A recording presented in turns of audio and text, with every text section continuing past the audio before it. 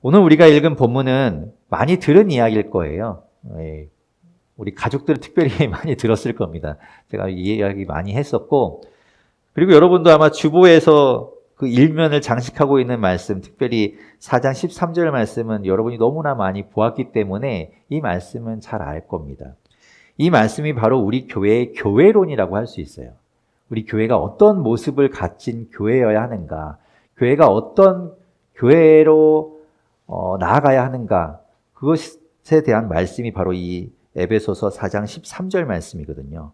처음에 우리 교회는 이 말씀을 가지고 시작했다라고 볼 수 있어요.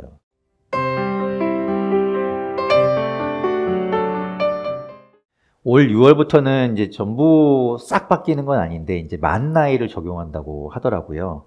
그래서 요즘 누가 나이 물어보면 어떻게 대답해야 되나 막 그 만 나이 계산하라고 좀 선뜻 대답을 잘 못합니다. 그래서 이제 답답하신 분들은 몇 년생이냐고 이렇게 직접 물어보시기도 하더라고요. 이제 그래서 이제 제가 이제 앞으로 이제 나이 이야기할 때는 다 만 나이로 제가 계산해서 이야기할 테니까 여러분 그렇게 이제 받아들이시면 되겠습니다. 여러분의 5살 때, 여러분 기억하시나요? 여러분 5살 때를? 저는 이게 설교를 준비하면서 내가 5살 때 무슨 일이 있었지? 내가 5살 때 뭐 했더라? 라고 생각을 해봤는데 도무지 기억이 안 나더라고요. 5살 때는 제 기억 속에 없는 것 같아요. 물론 이제 사진이나 뭔가를 찾게 되면 다 맞아. 5살 때 내가 이런 모습이었지, 이런 곳에 살았지라고 볼 텐데, 앨범도 어딘지 모르고, 그러니까 전혀 기억이 안 나더라고요. 물론 제가 머리가 나빠서, 기억력이 나빠서 그런 것들도 있겠지만, 중간중간 제 어릴 때를 기억하면서 그것을 되돌아보지 않으니까, 시간이 지나서 이제 그때가 전혀 생각이 안 나더라고요. 우리 교회는 이제 5살이 되었습니다. 제가 볼 때는 이 교회에도 수명이 있는 것 같아요. 이번에 이제 목회자들 수련회 가서도 이제 그런 이야기를 좀 나누긴 했는데, 교회도 수명이 있다, 주기가 있다, 이런 이야기를 좀 나눠봤습니다. 아마도 제가 볼 때는 예수님이 이 땅에서 사역하셨던 그 33년이라는 생애, 그것이 어쩌면 한 세대를 이야기하고 교회의 어떤 주기가 아닐까라고 보면 좋지 않을까, 이렇게 생각이 돼요. 물론 건물이나 조직은 계속 유지될 수 있겠죠. 100년 된 교회도 있고 200년 된 교회도 있고 하니까 그거는 계속 되겠지만 그 안에 세대가 바뀌고 또 목회자가 바뀌고 사람들이 바뀌면 교회도 새로운 주기를 맞이하고 이렇게 좀 바뀌는 것 같다라는 생각을 하게 됩니다. 그렇게 본다면 30년 중에서 5년 된, 5살 된 교회, 사람의 인생에 비유한다면 60년으로 따지면 10살 된 교회가 되겠고요. 또 장수에서 한 90년을 산다고 한다면 이제 15살쯤 된 교회라고 이야기할 수 있을 것 같아요. 시간이 많이 지나서 나중에 이때를 돌아보면서 그때 무슨 일이 있었지? 그때 우리는 무슨 생각을 했지? 라고 돌아보면서 기억이 나지 않아서 맞아, 내가 그때 뭐 했는지 전혀 생각이 안 나, 이런 것이 아니라 우리가 그때를 다시 지금을 돌아보면서 기억나려면 우리가 계속해서 반복적으로 지금의 마음, 또 우리가 처음에 가졌던 그 마음들을 다시 한번 이야기해보고 다시 한번 생각해보는 그것이 필요하겠구나라는 그런 마음이 들었습니다. 5살이 됐던, 10살이 되었던, 15살이 되었던 다 어린 거예요, 사실은. 물론 15살이면 큰 거 아니냐라고 생각할 수 있겠지만 사실 어린 거죠. 온전하다고 이야기할 수 없어요. 때로는 넘어지기도 하고요, 부딪히기도 하고, 그러면서 상처를 입기도 하고, 깨지기도 하고, 다치기도 하죠. 아무것도 모르고 덤볐다가 호되게 당하는 것도 사실입니다. 그러면서 배우고, 그러면서 성장하고, 그러면서 튼튼해져 가지요. 저는 우리 교회가 그렇게 계속 배우고 있는 것 같아요. 계속 그렇게 이제 좀 부딪히면서, 겪으면서 또 알아가는 거고, 배워가고 있다라고 생각이 됩니다. 그래서 때로는 아프기도 하지만, 때로는 속상하기도 하지만, 그게 우리 교회를 튼튼하게 만들어가는 길이 아닌가. 그래서 그것이 귀한 경험이 아닌가라고 생각이 됩니다. 오늘 우리가 읽은 본문은 많이 들은 이야기일 거예요. 우리 가족들은 특별히 많이 들었을 겁니다. 제가 이 이야기 많이 했었고, 그리고 여러분도 아마 주보에서 그 일면을 장식하고 있는 말씀, 특별히 4장 13절 말씀은 여러분이 너무나 많이 보았기 때문에 이 말씀은 잘 알 겁니다.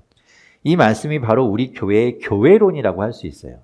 우리 교회가 어떤 모습을 갖진 교회여야 하는가, 교회가 어떤 교회로 나아가야 하는가, 그것에 대한 말씀이 바로 이 에베소서 4장 13절 말씀이거든요. 처음에 우리 교회는 이 말씀을 가지고 시작했다라고 볼 수 있어요. 뭐 개역 개정 성경으로 이제 주보에 나와 있긴 하지만 뭐 이것으로도 아니면 오늘 우리가 읽은 새 번역 성경으로도 괜찮습니다. 무엇이 되었던 간에 뭐 토시 하나 틀리지 않고 완벽하게 외우면 제일 좋겠지만 그렇지 않더라도 대략적으로 이런 내용이구나라는 것들을 여러분 알고 계시면 누군가 여러분에게 당신이 다니는 교회는 어떤 교회입니까? 당신이 다니고 있는 우리 함께 교회라는 교회는 어떤 교회입니까? 라고 물을 때 이런 교회라고 이야기하면 맞을 거예요. 우리 말 나온 김에 한번 읽어볼게요. 오늘 보면 13절 말씀인데요. 개역개정 성경으로도 한번 읽어보고 새번역 성경으로도 한번 읽어보겠습니다. 제 자막을 띄워드릴게요. 함께 읽겠습니다. 시작. 우리가 다 하나님의 아들을 믿는 것과 아는 일에 하나가 되어 온전한 사람을 이루어 그리스도의 장성한 분량이 충만한 데까지 이르리니 하여 우리 모두가 하나님의 아들을 믿는 일과 아는 일에 하나가 되고 온전한 사람이 되어서 그리스도의 충만하심의 경지에까지 다다르게 됩니다. 아멘. 이 말씀이 바로 우리 교회를 이루는 말씀이에요. 저는 이것이 진정한 교회라고 생각돼요. 하나님의 아들 예수 그리스도를 믿는 것, 그리고 그 예수 그리스도를 알아가는 것에 누구 하나 빠지지 않고 모두 다 함께 그 일에 참여하고 그것을 통해서 우리가 온전한 사람이 되어가고, 그래서 언제까지? 그리스도의 장성한 분량이 충만한 데까지, 예수 그리스도의 충만하심에까지 이르러 가는 것. 즉 다시 말하면 예수 그리스도에게까지 닮아가는 것. 그것이 교회여야 하고 우리 교회가 그런 모습으로 서 있어야 한다고 생각합니다. 그러려면 처음에 나와 있는 것처럼 우리 모두가 라는 것이 되게 중요해요. 우리 모두가 함께 가는 거예요. 누구 하나 나는 좀 빠져도 괜찮겠지. 나는 상관없겠지. 나 말고 당신들이나 하십시오. 라는 마음을 가지면 안 돼요. 우리 같이 가는 겁니다. 우리가 다 발걸음을 맞춰서 함께 손을 잡고 걸어가는 거예요. 그러려면 빨리 가는 사람의 보폭에 맞추기보다는 느린 사람의 보폭에 맞춰야 되겠죠. 그래서 그 사람과 함께 걸어가야 됩니다. 그래야 다 갈 수 있어요. 우리는 그리스도인으로서 함께 해야 합니다. 아예 갈 생각을 하지 않거나 주저앉아 있으려고 해서는 안 됩니다. 나 몰라라 해서는 안 돼요. 우리는 함께 나아가는 겁니다. 우리가 누구 하나 주저앉아 있거나 빠지려고 한다면 그 사람에게 맞춘다고 했잖아요. 그러면 우리 교회는 앞으로 나아가지 못해요. 성장하지 못해요. 다 함께 주저앉아 버리는 겁니다. 우리는 함께 예배하죠. 그래서 우리 예배 이름이 패밀리 예배예요. 사실은 그렇다고 해서 어떤 패밀리 예배의 형태를 갖추고 있는 것은 아니지만 우리가 같이 예배한다는 의미를 가지고 있어요. 부모와 자녀가 한 자리에서 한 예배를 드리다 보니까 저는 걱정이 되는 것이 자녀들의 입장에서 부모의 예배에 와 있다라고 생각하게 될까 봐 그게 조금 염려가 됩니다. 그래서 남의 예배에 와 있는 것 아닌가라고 여기면 어떡하나라는 근심을 하게 되죠. 억지로 따라와서 마지못해서 드리는 예배가 되어서는 안 돼요. 어린이 예배, 청소년 예배, 청년 예배, 장년 예배, 그것이 따로 있는 것이 사실은 아닙니다. 저도 초등학생들하고 예배도 해봤고요. 또 청소년들, 청년들 다 예배해봤지만 대상이 다르다고 해서 다른 이야기 하는 게 아니에요. 어차피 같은 이야기합니다. 성경 말씀을 전하는 건 똑같아요. 구분을 지을 필요가 없는 거죠. 예배는 다 같습니다. 실제로 제가 듣기에 초등학생들이 예배하는 곳에서도 부흥하는 곳에서는 1시간 설교해도 아이들이 다 예배 드리면서 앉아서 예배 드린다고 해요. 다르지 않아요. 예배 형식은 다 같습니다. 예배 내용이 같은 거죠. 그리고 예배에서 여러분 헌금, 말 나온 김에 헌금 이야기도 좀 하면 좋을 것 같은데 헌금도 하셔야 됩니다. 여러분 헌금하지 않는다면 하나님을 믿지 않아서 안 하는 것인지 아니면 내 예배라고 생각되지 않아서 안 하는 것인지 모르겠지만 여러분 헌금 하셔야 합니다. 그것은 여러분에게 제가 돈을 요구하기 위해서가 아니에요. 여러분이 헌금하고 안 하고가 저에게는 아무런 영향이 없습니다. 그거 안 한다고 해서 제가 굶어 죽는 거 아니고요. 여러분이 헌금한다고 해서 제가 호의호식하는 거 아닙니다. 그러면 왜 이야기하는가 하면 헌금하는 것이 하나님을 기쁘게 하는 것이기 때문에 그래요. 제가 SNS에 올렸잖아요. 제 딸이 이제 승진했다고 용돈을 보내왔어요. 그런데 제 딸이 승진해서 제가 기쁜 것도 있고 용돈을 줘서 기쁜 것도 있지만 중요한 건 그 가운데 감사를 표할 줄 아는 것 때문에 기쁜 거예요. 하나님은 어떠실까요? 하나님도 동일한 마음일 거예요. 여러분이 하나님 앞에 작은 것이라도 드릴 수 있다면 그 마음을 하나님께서는 받으십니다. 제가 그것이 기쁜데 하나님은 얼마나 더 기쁘시겠어요? 하나님이 우리가 드리는 헌금 가지고 연명하시는 분이 아니잖아요. 그거 없다고 해서 하나님 전혀 티끌만큼도 영향을 받는 분이 아니에요. 그 마음을 받으시는 거죠. 목사 가운데 헌금 안 해도 된다고 이야기하는 목사가 있다면 그 목사 잘못된 목사입니다. 하나님을 기쁘게 하시는 그 길을 막는 거예요. 그렇다고 해서 헌금을 강요하면서 그 헌금을 가지고 빼돌리는 것, 물론 그런 목사가 있다면 나쁜 목사겠지만 헌금, 목사를 위해서가 아니라 하나님을 위해서 하나님을 향하여 드리는 겁니다. 여러분 그 헌금도 하실 수 있기를 바랍니다. 그리고 나이별로 성경이 다른 것 아닙니다. 어린아이가 보는 성경이 다르고 어른들 보는 성경이 다른 건 아니에요. 성경 다 같습니다. 남녀노소 할 것 없이 하나님의 말씀을 동일해요. 어른들만 성경 묵상하는 것 아니고 성경 말씀 보아야 하는 것 아닙니다. 여러분이 성경을 정말 잘 알고 있다면 그러면 안 보셔도 될지 모르겠지만 그렇지 않다면 성경 보십시오. 하나님 말씀을 가까이 하십시오. 그것이 여러분 우리가 성장하는 길이기 때문에 그래요. 성경의 말씀이 안 믿어진다고요? 그것이 거짓말 같다고요? 허구 같다고요? 읽어보고 이야기하십시오. 제대로 읽어보고 이야기하세요. 그러면 그 비판도 받아들이겠습니다. 제가 이런 이야기를 왜 하는가 하면 사실 이런 이야기 하는 것이 쉽지 않아요. 목사로서 이 자리에 서서 여러분에게 헌금 이야기하고 말씀 보라고 여러분에게 잔소리처럼 하는 게 사실 쉬운 일은 아닙니다. 매번 그 이야기 한다는 게 여러분에게 걸림돌이 되낼 수도 있기 때문에 하기가 좀 어려워요. 하지만 그것이 온전한 길로 나아가는 것이기 때문에 강조하는 겁니다. 오늘 말씀에도 있잖아요. 온전한 사람이 되기 위해서라는 겁니다. 온전하다는 말은 성장한다는 말이고요. 자라간다는 말이에요. 완전해진다는 말입니다. 저는 누구에게나 강조하는 말이 있어요. 초등학생들, 청년들, 청소년들에게도 늘 하는 말이 있습니다. 믿음이라는 것이 한 번에 생기는 것이 아니에요. 어느 날 갑자기 뻥 터지면서 내 안에 믿음이 가득 차는 것 아닙니다. 여러분 그런 환상을 버리세요. 믿음은 자라가는 겁니다. 내가 그 믿음이 자랄 수 있도록 노력해야 돼요. 그래야 그 믿음이 하나하나 차근차근 자라가는 거예요. 우리는 그것을 바래요. 어느 날 갑자기 내가 은혜가 충만해져서 믿음이 팍 생기고 이런 것들을 상상하는데 그런 건 없다고 보시면 돼요. 여러분이 말씀 안에서 하나하나 말씀을 읽어가면서 알아갈 때 믿음이 자랍니다. 사랑도 그렇게 자라요. 소망도 그렇게 자랍니다.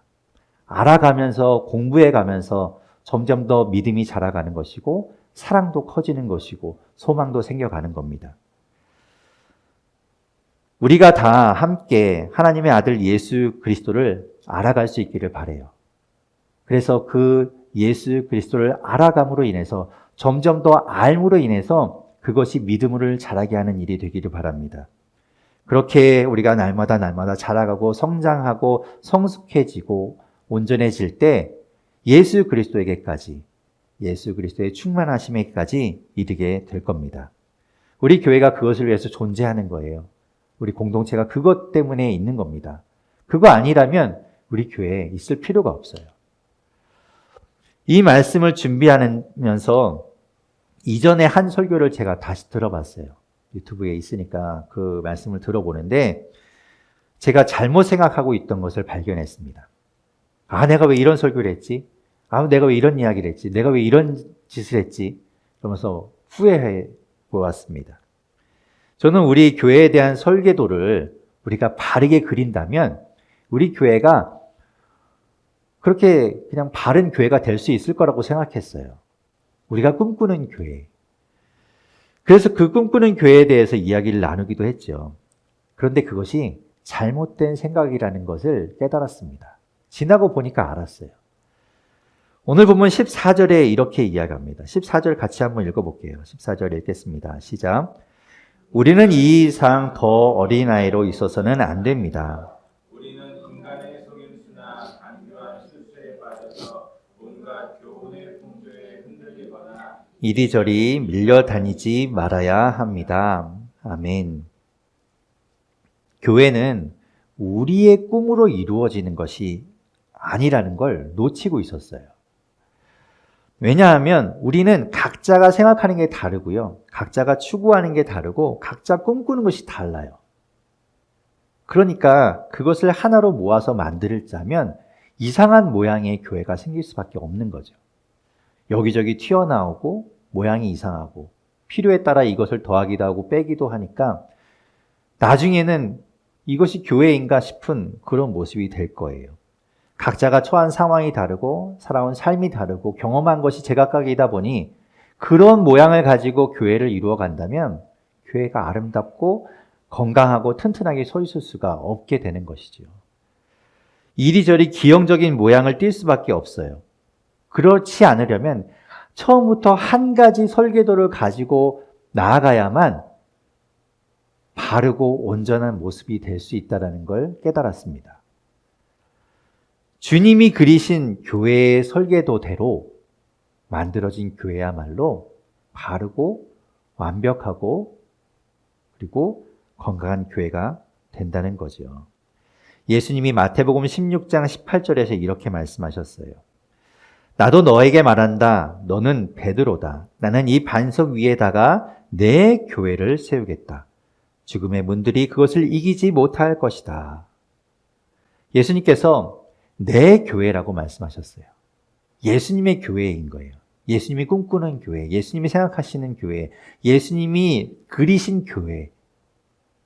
우리가 그것을 만들어 가야 하는 거죠. 그래야만 죽음의 문들이 흔들지 못하는, 세상의 풍파에도 넘어지지 않는, 그 어떤 것도 이기지 못하는 그런 교회가 생길 수 있는 거죠. 그것을 깨달았습니다. 그러니까 우리는 계속해서 그 주님이 계획하시고 인도하시는 교회의 모습을 따라가야 하는 거예요. 그 길을 갈 수 있도록, 그 길을 잘 우리가 걸어갈 수 있도록 기도해야 됩니다. 여러분, 우리 교회를 위해서 기도해 주십시오. 여러분 생각날 때마다 교회를 위해서 계속해서 기도해 주십시오. 그거는 저를 위해서가 아니라 여러분을 위해서예요. 이 교회를 이루고 있는 여러분 한 사람 한 사람, 우리가 함께 이루어가는 이 교회가 주님이 말씀하시는, 주님이 꿈꾸시는 그 아름다운 교회의 모습이 될 수 있도록 우리가 계속해서 기도하면서 그 주님의 말씀을 따라가야 하는 겁니다. 당장 우리 교회가 이제 이전을 하려고 하는데 어디로 갈지 몰라요. 어떤 모습이 될지 모릅니다. 우리가 기도하면서 준비할 수 있으면 좋겠어요. 여러분 준비해 주십시오. 기도해 주십시오. 우리가 정말 하나님께서 예비하신, 하나님께서 인도해 주시는 그런 곳으로 우리가 갈 수 있도록 여러분 계속해서 기도해 주시기 바랍니다. 말씀드렸듯이 우리가 함께 하는 거예요. 함께 기도해 주십시오. 그리고 또 오늘 본문에서 우리가 잊어서는 안 되는 것을 하나 또 발견하게 됩니다. 그것이 바로 오늘 본문 15절, 16절에 있는 말씀이에요. 우리 같이 한번 15절, 16절 말씀을 읽어보겠습니다. 시작.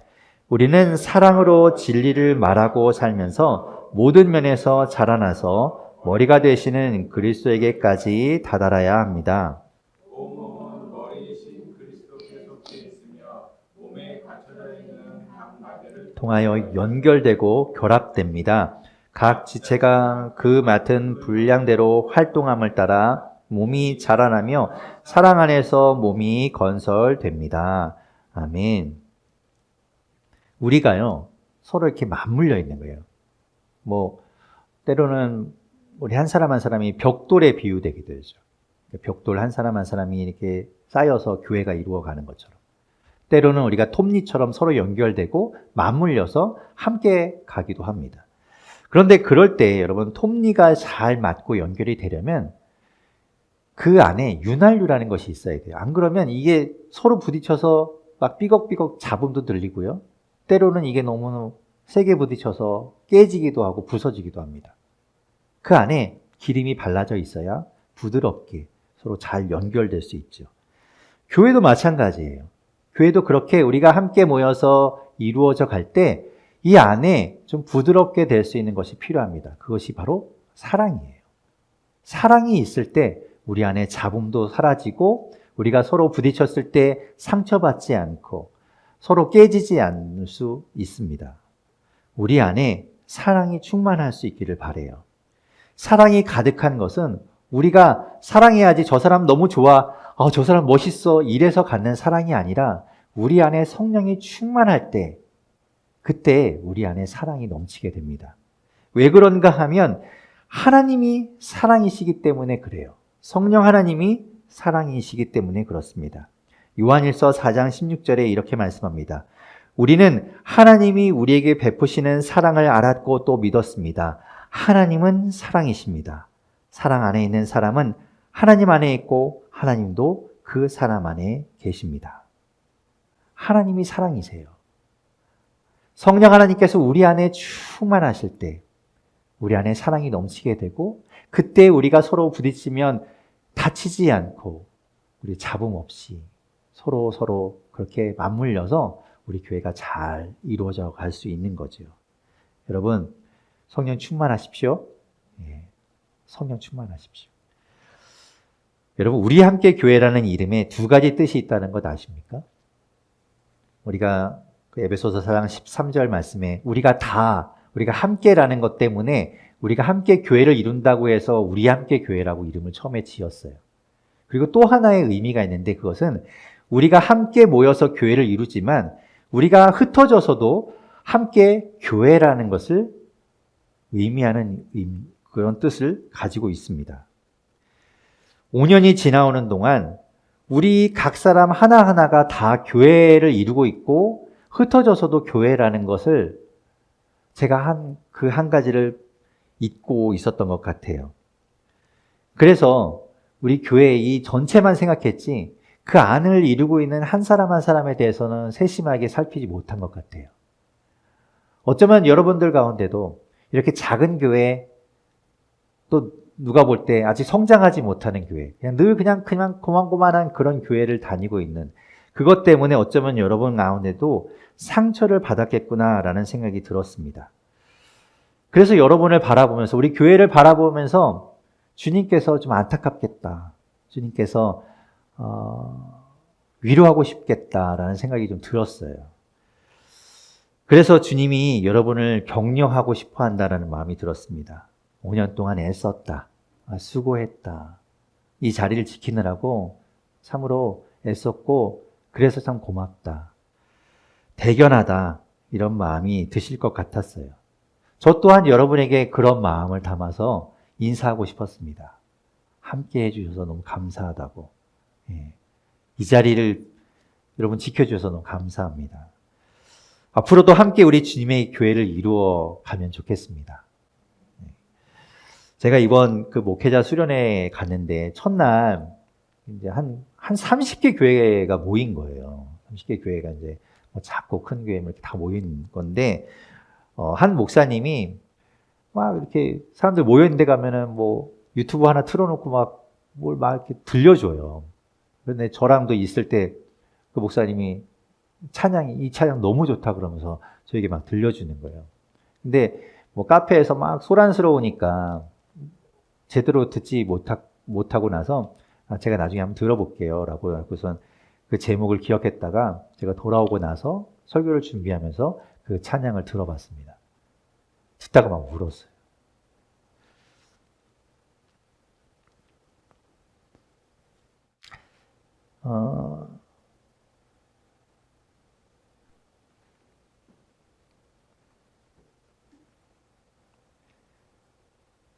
그냥 하나님의 마음인 것 같았어요.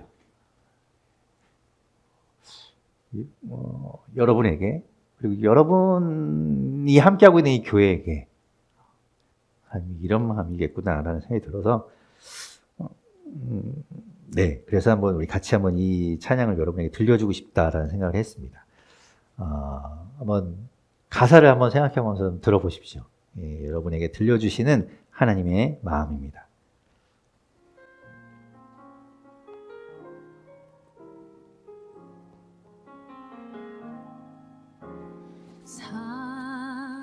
사랑하는 내 딸아, 너의 자금도 내게 귀하다. 너와 함께 걸어가는 모든 시간이 내게 힘이라. 사랑하는 아들아, 내 연약함도 내게 큼이라.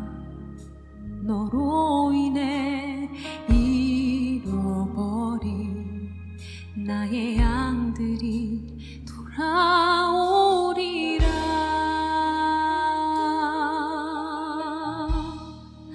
조금 느린 듯해도 기다려주겠니? 조금 더딘 듯해도 믿어줄 수 있니? 내가 가는 그 길 절대 헛되지 않으니 나와 함께 가자. 앞이 보이지 않아도 나가주겠니? 이해되지 않아도 사랑해주겠니?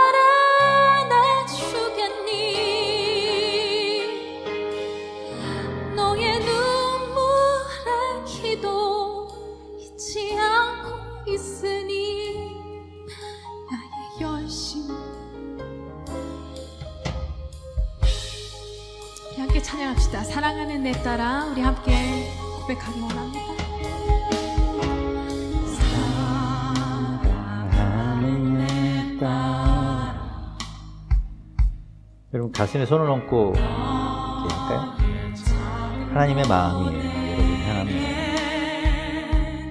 귀하다. 너와 함께 걸어가는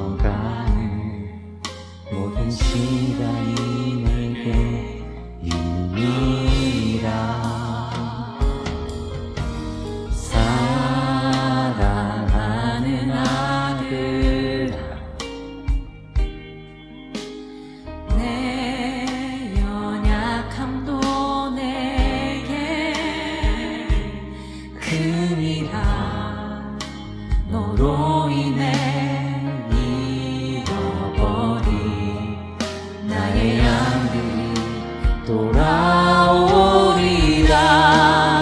조금 느린 듯해도 기다려주겠니? 조금 더딘 듯해도 믿어줄 수 있니? 내가 가는 그 길 절대 헛되지 않으니 나와 함께 가자. 앞이 보이지 않아도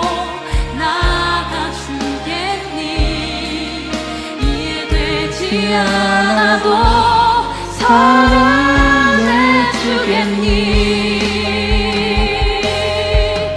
너의 눈물의 기도 잊지 않고 있으니 나의 열심으로 조금 느린 듯해도 조금 느린 듯해도 기다려주겠니. 조금 더딘 듯해도 믿어줄 수 있니. 내가 가는 그 길 절대 헛되지 않으니 나와 함께 가자. 앞이 보이지 않아도 나아가 주겠니. 이해되지 않아도 사랑해주겠니.